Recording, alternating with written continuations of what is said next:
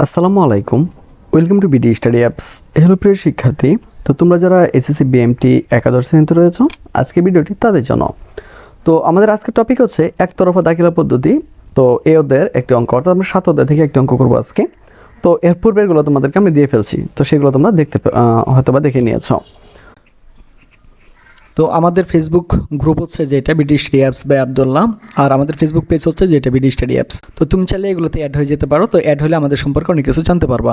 তো এভাবে ধাপে ধাপে প্রত্যেকটা ভিডিও সুন্দরভাবে দেখবে, তাহলে আশা করি তোমার পরীক্ষায় কোনো সমস্যাই হবে না। চলো শুরু করি আমাদের আজকের অঙ্কটি। জনাব কাজল একজন খুচরা ব্যবসায়ী। তিনি তার হিসাবের বইগুলো যথাযথভাবে সংরক্ষণ করেন না। তার হিসাবের এখানে সম্পন্ন হবে না, এটা হবে সম্পদ ও দায়সমূহ। তো মনে রাখবা যে তোমার 1 জানুয়ারি 2018 এটা হচ্ছে মূলত ব্যবসাটা শুরু করছিল এই তারিখে, আর 31 ডিসেম্বর 2018 এখানে যে তার ব্যবসাটা সমাপ্ত হয়েছিল। তো আশা করি বুঝতে পেরেছ। তো এর মধ্যে কিছু এন্ট্রি তারা দিয়ে দিয়েছে, যেমন ধরো নগদ তহবিল 6,000 টাকা, 10,000 টাকা। ব্যাংক জমার উদ্দিষ্ট হচ্ছে তোমার বছরের শুরুতে ছিল 30,000 টাকা এবং বছর শেষ হচ্ছে তোমার 40,000 টাকা। মজুদ পণ্য এখানে হচ্ছে 60,000 টাকা, আর বছর শেষে দাঁড়ায় সেটা 80,000 টাকা। প্রাপ্য হিসাব ছিল তোমার 50,000 টাকা, যেটা বছর শেষে দাঁড়াইছে কত 70,000 টাকা। প্রদেয় হিসাব ছিল 35,000 টাকা, আর বছর শেষে সেটা দাঁড়াইছে তোমার 30,000 টাকা। তো আসবাবপত্র হচ্ছে তোমার 20,000 টাকা, আর বছর শেষে যায় সেটা 20,000 টাকাই ছিল। তো কলকাতা যন্ত্রপাতি তোমার বছর প্রথমে ছিল 1 লক্ষ টাকা এবং বছর শেষে যে দাঁড়াইছে তোমার 1 লক্ষ টাকায়। তো এনে তারা কিছু সমন্বয় আমাদেরকে দিয়ে দিয়েছে, এগুলো একটু আমরা মাথায় করে নেব, মানে একটু বুঝে নেব, ঠিক আছে। তো জনাব কাজল কারবার হতে প্রতি মাসে 1,500 টাকা এবং 5,000 টাকার পণ্য উত্তোলন করেন। তিনি তার ব্যক্তিগত তহবিল হতে কারবারের জন্য একখানা ব্যান ক্রয় করছেন 30,000 টাকা। আচ্ছা, তো অন্যান্য কী তথ্য দিচ্ছে আমরা একটু দেখে নিই। আসবাবপত্রের উপর 10% হারে এবং কলকাতা যন্ত্রপাতির উপর 5% হারে অবশ্যই ধার্য করতে হবে। 2 নম্বর বলছে প্রাপ্য হিসাবের উপর 10% অনাদায় পণ্য সঞ্চিতি তৈরি করতে হবে। তার বলছে মূলধনের উপর অতিরিক্ত মূলধন ব্যতীত 5% হারে সুদ ধরতে হবে। মানে অতিরিক্ত মূলধন যেটা আনুক না কেন, ওটার উপর তোমার কোনো সুদ ধরতে হবে, মানে সুদ ধার্য করতে হবে না। যেমন ধরো যে ব্যাংকটা ব্যান করে করেছিল, এটাও কিন্তু একটা মূলধনের ভিতরে পড়ে, ঠিক আছে, কিন্তু এটার ভিতরে তোমাকে কোনো সুদ ধার্য করতে হবে না। তো এখানে তোমার করণীয় হিসাবে যেটা বলা হয়েছে সেটা বলছে 2018 সালে 31 ডিসেম্বর তারিখে সমাপ্ত বছরের জন্য লাভ লোকসান বিবরণী তৈরি করো। তো তোমাদেরকে মনে রাখতে হবে, তোমাদের যদি একতরফা থেকে এরকম কোনো অঙ্ক দিতে লাভ লোকসান বের করার আগে তোমাকে প্রারম্ভিক মূলধন এবং সমাপনী মূলধনটা তোমাকে বের করে নিতে হবে। তো এর কিছু টেকনিক রয়েছে, সেটা হচ্ছে প্রাথমিক মোট সম্পদ, অর্থাৎ প্রারম্ভিক মোট সম্পদ থেকে তুমি যদি প্রারম্ভিক মোট দায়টা বাদ দিয়ে দাও, তাহলে কিন্তু তোমার প্রারম্ভিক মূলধনটা বের হয়ে চলে আসবে। আর যে প্রারম্ভিক সমাপনী মোট সম্পদ থেকে সমাপনী মোট দায়টা বের করে দাও, তাহলে কিন্তু তোমার সমাপনী মূলধনটা বেরিয়ে আসবে। তো আশা করি তোমরা বুঝতে পেরেছ। তো আমি এখানে লিখেও দিলাম যে মনে রাখতে হবে এই টাইপের অঙ্কগুলো করতে হলে প্রথমে প্রারম্ভিক ও সমাপনী মূলধন বের করে নিতে হবে। তো এখন আমরা সেটাই করব, চলো শুরু করি। তো এই জন্য যেটা করবো, এভাবে একটু গড় করে ফেলবো যে জনাব কাজলের প্রারম্ভিক ও সমাপনী মূলধন নয়। তোমরা ইচ্ছা করলে এই সম্পত্তির সমূহ এই পাশে লিখতে পারো, দায় সমূহ এই পাশে লিখতে পারো, এটা তোমার ব্যক্তিগত ব্যাপার, এটার জন্য কোনো প্রবলেম হবে না। তো এর পাশে আমি দায় সমূহ লিখলাম, এর পাশে আমি সম্পত্তি সমূহ লিখলাম। তো দায় সমূহ দেখো প্রদয় হিসাব কোনটা, এই যেটা বছরের প্রথম ছিল তোমার 35,000 টাকা, শেষ হচ্ছে তোমার 30,000 টাকা। তো এই দেখো 35,000 30,000 করে দিলাম। এরপরটা দেখি আমরা নগদ তহবিল, এটা হচ্ছে তোমার সম্পদ, আমরা সম্পত্তির পাশে নিয়ে যাব। ব্যাংক জমা উদ্দিষ্ট এগুলো সম্পত্তির পাশে নিয়ে যাব। মজুদ পণ্য সবগুলো সম্পদ যে পাশে আছে ওই পাশে নিয়ে যাব। প্রাপ্য হিসাব ওই পাশে নিয়ে যাব। হ্যাঁ, এই দেখো আমি এই পাশে নিয়ে নিচ্ছি, যে নগদ তহবিল এই যে 6,000 10,000, বছরের প্রথম ছিল 6,000, শেষ হচ্ছে 10,000। ব্যাংক জমার উদ্দিষ্ট যে প্রথম শেষ, মজুদ পণ্য প্রথম শেষ, প্রাপ্য হিসাব প্রথম শেষ। আসবাবপত্র একইভাবে নিয়ে নিয়েছি, ঠিক আছে, কলকাতা যন্ত্রপাতি নিয়ে নিয়েছি এবং শেষে একটা ব্যানার ছিল সম্পদ হিসাবে এই পাশে নিয়ে নিয়েছি। এখন আমরা যেটা করব, এই যে সবগুলো আছে না, সবগুলোর আমরা এই পাশে অ্যাড করব, মানে সবগুলো যোগ করে আমরা এনে নামাই দেবো, আর এই সবগুলোর যোগ করে আমরা এই পাশে নামাই দেবো। তো এখন কথা হচ্ছে দেখো, এই পাশে কিন্তু 2,66,000 হয়েছে, আর এই পাশে আছে 35,000 আর 30,000। এখন কি এই পাশে 2,66,000 হবে? হবে না তো। আর এটা মজার বিষয় হইতেছে, তোমরা জানো যে আমরা এই যে এই পাশে যেগুলো যোগ করে যেগুলো পাইছি, এই যে 2,66,000, এন থেকে আমি বিয়োগ করবো এই যে 35,000, বিয়োগ করার পরে আমার পার্থক্যটা আসছে 2,31,000। তো আমরা লিখবো মূলধন ও সম্পত্তি ও দায়, মূলধন আর কি সম্পত্তি ও দায়ের পার্থক্য। তো এই যে প্রারম্ভিক মূলধনে যে এটা ছিল কি তোমার প্রারম্ভিক মোট সম্পদ, ঠিক আছে, মোট সম্পদ থেকে আমরা কি করবো, এই যে এই পদের হিসাবটা আছে না, এটা বাদ দিয়ে দেবো। বাদ দিলে যে পার্থক্যটা চলে আসছে 2,31,000 টাকা। তখন এটার সাথে যদি তুমি এটা অ্যাড করো, তাহলে তুমি 2,66,000 টাকা পাই যাবে। ঠিক একইভাবে 3,50,000 টাকা তুমি বিয়োগ করবো হচ্ছে 30,000 টাকা। তো এটা তুমি যখন বিয়োগ করবা তখন কিন্তু তুমি অটোমেটিকলি এই যে দেখো 3,20,000 টাকা পেয়ে যাবা, অর্থাৎ এই যে টাকাটা থেকে এই টাকাটা বিয়োগ করবা তাহলে তুমি এই টাকাটা পেয়ে যাবা। যদি এটার সাথে এটা যোগ করো তাহলে তোমার এই টাকাটা হয়ে যাবে। তো আশা করি তোমরা বুঝতে পেরেছো। তো এটা হইতেছে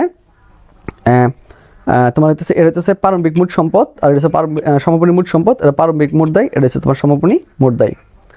তো তোমরা আশা করি বুঝতে পেরেছো। তো এইভাবেই তোমরা এটা বের করে নেবা।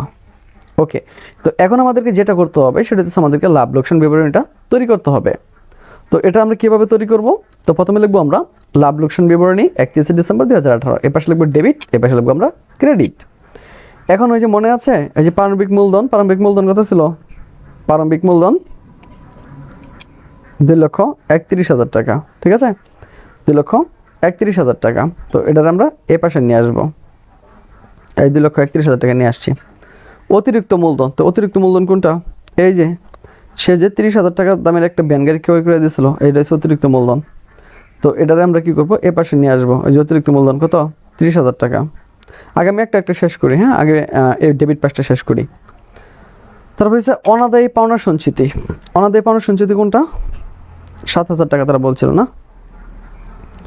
অনাদায়ী পাওনা সঞ্চিতি ধরতে হবে, কোথায় জানি কথাটা বলছিল, এই যে প্রাপ্য হিসাবের উপর 10% অনাদায়ী পাওনা সঞ্চিতি ধরতে হবে।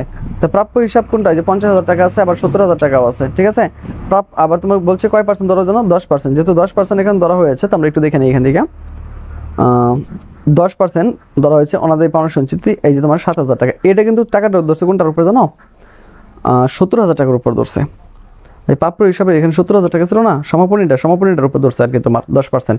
তো 10% 70,000 টাকার 10% যদি ধরা হয়, মানে তোমার যেটা সমাপনী আছে ওটার উপর ধরা হবে আর কি। 70,000 যদি 10% করা হয় তাহলে তো সে এখানে তোমার 7,000 টাকা পেয়ে গেছে, বুঝছো? আচ্ছা, এখন আমাদেরকে যেটা করতে হবে যে মূলধনের সুদটা আমাদেরকে বের করতে হবে। তো এখানে অবচয় নিয়ে নিতে হবে প্রথমে আমাকে। প্রথমে হচ্ছে আসবাবপত্র 10%, খেয়াল করো। তাই আসবাবপত্র আমাদের কত ছিল বলো? 20,000 টাকা। 10% ধরলে তুমি পাইবা কত? 10% ধরলে তুমি পাইবা হচ্ছে 2,000 টাকা। কলকাতা যন্ত্রপাতির উপর আমাদেরকে এখন আবার সুদ ধরতে হবে। তারা বলছিল দেখো আসবাবপত্রের উপর 10%, কলকাতা যন্ত্রপাতির উপর 5% ধরতে হবে। তো এখানে আছে তোমার 1 লক্ষ টাকা। তো 1 লক্ষ টাকা যদি আমরা 5% সুদ ধরি তাহলে আমরা কত টাকা পাবো দেখো? 5,000 টাকা। তো এই দুটো আমরা যোগ করে আমরা এই ঘরে নিয়ে আসবো, ঠিক আছে। এই দুটো যোগ করে কি আমরা এই ঘরে নিয়ে আসবো। এখন নিট লাভ এই হিসাবগুলো আমরা পরে দেখবো। এখন আমাদেরকে সম্পদের পাশে চলে যেতে হবে। দেখো সমাপনী মজুদ 3,20,000 টাকা। সমাপনী মজুদ কত? 3,20,000 টাকা। এই যে এটা অঙ্ক, স্যার এটা কীভাবে হচ্ছে? কারণ বছরের প্রথমে যে সম্পদগুলো আছে ওই সম্পদ থেকে আমি বছরের প্রথমে দায়টা যদি আমি বিয়োগ করে দিই তাহলে আমার মূলধনটা বেরিয়ে আসবে, এটা হচ্ছে প্রারম্ভিক মূলধন। আর সমাপনীর ক্ষেত্রে সমাপনী মোট সম্পদ থেকে যে সমাপনী মোট দায়টা আমি বিয়োগ করে দিই তাহলে আমার সমাপনী মূলধনটা চলে আসবে। তো এটা হচ্ছে প্রারম্ভিক মূলধন, এটা হচ্ছে সমাপনী মূলধন। তো আশা করি তোমরা বুঝতে পেরেছ। তো দেখো এটা হচ্ছে 3,20,000 টাকা। এখন উত্তোলনগুলো আমরা নিয়ে দেবো। মনে আছে ওই যে বলছিল 1,500 টাকা করে উত্তোলন করে প্রতি মাসে। তো এখানে হচ্ছে 18,000 টাকা। আর পণ্য উত্তোলন করে এটা হচ্ছে 5,000 টাকা। তো আমরা সবটাই কী করবো হইতেছে তোমার অ্যাড করে দেবো। 18,000 5,000 হচ্ছে তোমার 23,000। 23,000 টাকা। এখন এই সবগুলোর আমরা যোগ করবো। যোগ করে আমরা পাইছি কত? 3,43,000 টাকা। আর আমরা যে সবগুলো যোগ করি তাহলে কিন্তু আমরা 3,43,000 টাকা পাবো না। তো এর মধ্যে আমাদের মানে কম পড়বে হচ্ছে 56,450 টাকা। তো এটা কিন্তু আমার লাভ হয়েছে। তো এটার একটা টেকনিক হয়ে যাচ্ছে, আমরা সবগুলো যোগ করবো। যোগ করার পরে মানে এই যে এটা যোগ করে পাইছি আমরা 3,43,000 টাকা। এরপরে এই যে 7,000 টাকা পর্যন্ত আমরা কি যোগ করবো, ঠিক আছে। 7,000 টাকা পর্যন্ত আমরা যোগ করবো।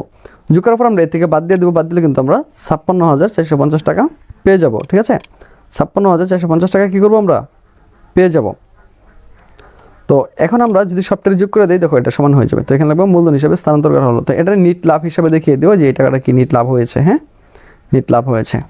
তো এটা হচ্ছে আমাদের মূলধন হিসেবে স্থানান্তর করে দেওয়া হয়েছে। তো এটা আমাদের লাভ লোকসান বিবরণী চলে গেল।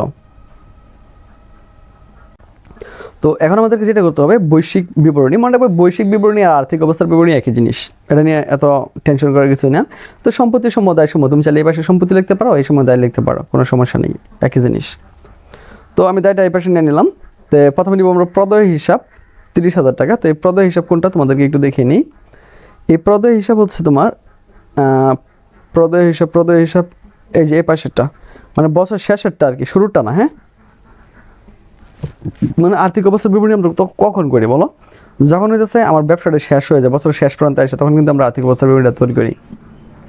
তো প্রদেয় হিসাব 30,000 টাকা বছর শেষে আর কি এটা।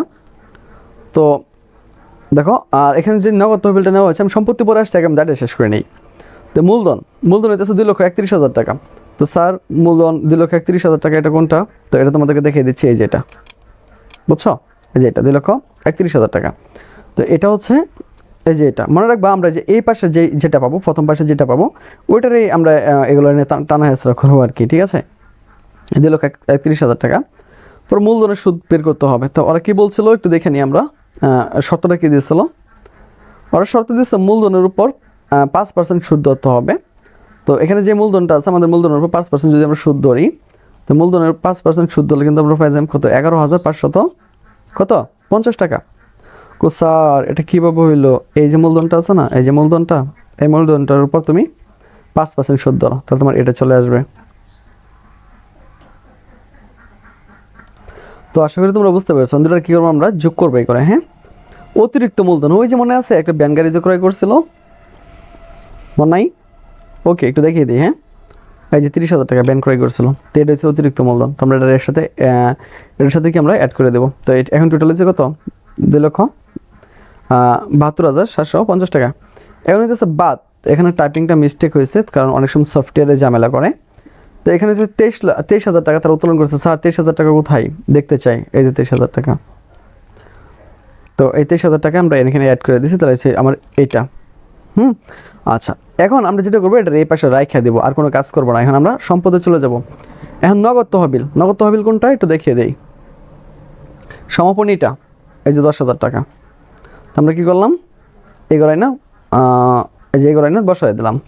পর ব্যাংক জমার উদ্দিত সমাপনীটা নিবা 40,000 টাকা। মজুদ পণ্য সমাপনীটা নিবা 80,000 টাকা। প্রাপ্য হিসাব, এর মধ্যে কিন্তু তোমার 70,000 টাকা পাওয়ার কথা ছিল, কিন্তু বলছিল ওই যে মনে আছে প্রাপ্য হিসাবের কি বলছিল? বাদ দিতে হবে। এই যে প্রাপ্য হিসাবের উপর 10% অনাদায় সঞ্চিত ধরতে হবে। তো 70,000 10% কত হয়ে যাবে বলো? 7,000। তোমরা বাদ দিয়ে দিব, ওই যে 63,000। তারপরে আসবাবপত্র নিতে হবে, আসবাবপত্র অবশ্যই বাদ দিতে হবে তোমার। ওই যে বলে দিয়েছিল না, আমরা তো এখানে দেখে দিয়েছিলাম যে আসবাবপত্র অবশ্যই কোথায়, এই যে এটা 10% অবশ্যই। তো এটা আমরা এখানে বসাই দেবো। 2,000 টাকা বাদ দিয়ে দিচ্ছি আর কি, আসবাবপত্রতে হয়ে গেছে 18,000 টাকা। এরপর কলকাজের উপর আবার তোমাকে অবশ্যই ধরতে হবে। তো এই টাকাটা এখানে হয়ে গেল। ব্যাংক ক্রয় করেছিল 30,000 টাকা, তো এটা এখানে নিয়ে নিলাম আর কি, ঠিক আছে? আর সবগুলোর তুমি যোগ করবা, যোগ করার পর তুমি পাইছো কত? 3,36,000 টাকা। এই 3,36,000 টাকা থেকে তোমার যেটা করতে হবে, এই যে কত আছে এটা সব মিলে কত হয়েছে বলো? 2,49,550 টাকা না? এটা এন থেকে বাদ দিয়ে দিবা 3,36,000 থেকে। তাহলে তুমি পার্থক্যটা হয়েছে 56,450 টাকা, বুঝছো? তারপরে নিট লাভ, তো এটা এখানে নিয়ে আসবা, এটা এই করে নিয়ে আসবা। এগুলো নিয়ে আসার পরে তুমি যদি এখন এই যে প্রদয় মূলধন হিসাবে, প্রদয় হিসাবের সাথে যদি তুমি যে এই টাকাটা যোগ দাও, যোগ করার সাথে সাথে কিন্তু তোমার এই টাকাটা হয়ে যাবে।